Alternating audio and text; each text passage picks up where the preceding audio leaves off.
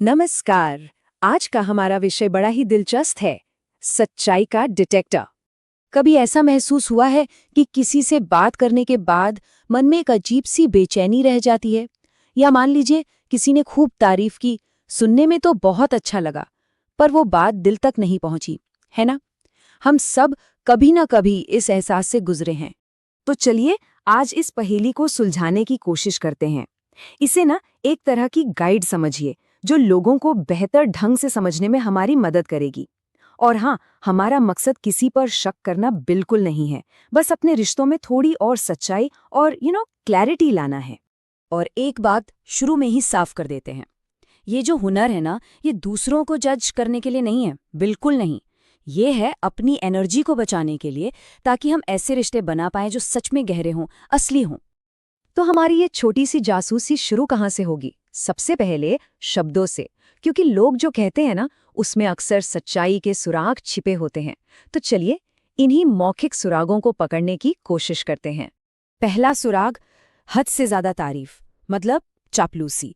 जब कोई तारीफ इतनी ज्यादा करे, इतनी बढ़ा चढ़ा कर करे, और वो भी बिना किसी खास वजह के, तो समझ जाइए कि ये एक रेड फ्लैग हो सकता है। ये अक्सर किसी छिपे हुए मकसद की तरफ इशारा करता है। देखिए, असली खेल है सच्ची तारीफ और झूठी चापलूसी के बीच का फर्क समझना। सच्ची तारीफ वो हमेशा स्पेसिफिक होती है, जैसे अरे वाह, उस प्रोजेक्ट पर आपकी रिसर्च कमाल की थी। लेकिन झूठी चापलूसी वो बस हवा में होती है, जैसे अरे आप तो बेस्ट है। बस एक में वजन होता है और दूसरे में सिर्फ खोखलापन। दूसरा सुराग, वो इंसान जो हमेशा दूसरों की बुराई करता रहता हो, खासतौर पर उन लोगों की जो उस वक्त वहां है ही नहीं, मतलब पीठ पीछे बातें करना, ये एक बहुत बहुत बड़ा रेड फ्लैग है।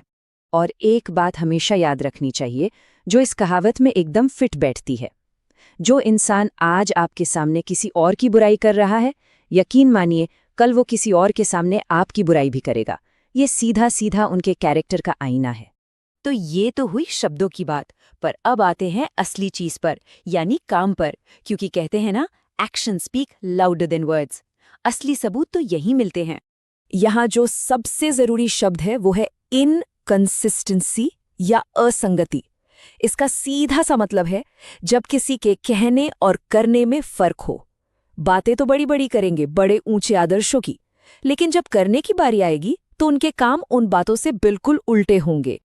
अगला सुराग है मतलब की दोस्ती या कंडीशनल काइंडनेस, मतलब ऐसी मेहरबानी जिसके साथ शर्तें लागू हों।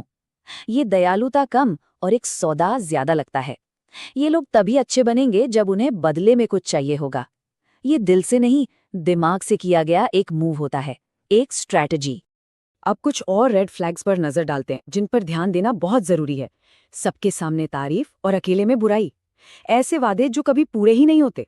मदद तो करेंगे, पर हमेशा उसके पीछे कोई ना कोई शर्त होगी। और सबसे बड़ा सिग्नल, जब आपको उनकी सबसे ज्यादा जरूरत होगी ना, वो गायब हो जाएंगे। ये जो पैटर्न है ना, ये अपने आप में पूरी कहानी कह देता है।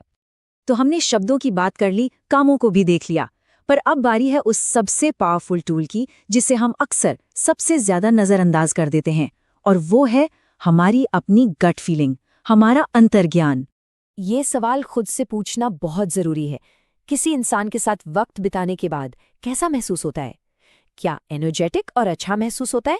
ऐसा लगता है कि किसी ने आपको सच में समझा, या फिर थका हुआ, कंफ्यूज्ड और इमोशनली ड्रेन्ड महसूस होता है? अपनी इस गट फीलिंग को ना कभी भी हल्के में नहीं लेना चाहिए। ये असल में आपका सबकॉन्शियस माइंड है, जो एक सुपर कंप्यूटर की तरह सालों के अनुभव से पैटर्न पकड़ रहा है। ये आपको उन खतरों के बारे में बता रहा है जो शायद खुली आंखों से दिखाई नहीं दे रहे। इस पर भरोसा करने सीखना होगा। तो ठीक है, हमने सारे सुराग जोड़ लिए, पर अब इसका करना क्या है? अब हम इसी पर बात करेंगे। एक बात फिर से याद दिला दूं, हमारा मकसद किसी से लड़ना या किसी पर लेबल लगाना नहीं है, बिल्कुल नहीं। असली मकसद तो ये समझना है कि हमें अपनी सबसे कीमती चीजें, हमारा वक्त, हमारी एनर्जी और हमारा भरोसा कहाँ इन्वेस्ट करना है। तो ये रहा एक सिंपल सा 4 step action plan. Number 1, pattern पर ध्यान दें, किसी एक घटना पर नहीं। नंबर 2, जो लोग आपकी एनर्जी खींचते हैं उनसे एक हेल्दी बाउंड्री बनाएं। नंबर 3, उन रिश्तों में इन्वेस्ट करें जहां लेन देन बराबरी का हो। और सबसे जरूरी नंबर 4, खुद असली बने। आप जैसे होंगे वैसे ही लोगों को अपनी तरफ अट्रैक्ट करेंगे। सिंपल। और आखिर में बस एक सवाल है जिसके साथ मैं आपको छोड़कर जा रही हूँ। इस दुनिया के मंच पर जहाँ हर कोई ना कोई किरदार निभा रहा है, आपकी अपनी असली पहचान क्या है? आपकी सच्चाई कैसी दिखती है? इस पर सोचिएगा जरूर।